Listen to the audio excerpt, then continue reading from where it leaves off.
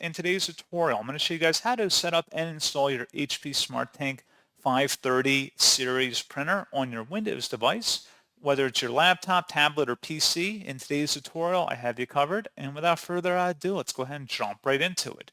So all you have to do is open up a web browser, and into Google search, you want to just search for HP SmartTank 530 printer support, and you just want to go ahead and search for that.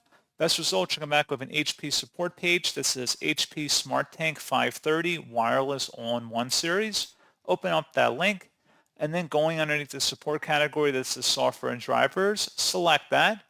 And then scrolling down, you want to select the Installation Software and Full/Basic Driver Support and the HP SmartTank 530 Print and Scan Driver and Accessories. Go ahead and download that.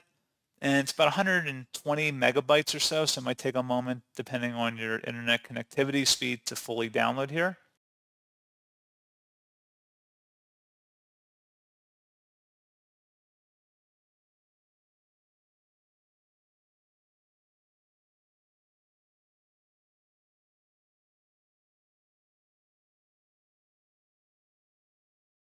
And once it's downloaded, go ahead and open up that file to begin extracting the contents.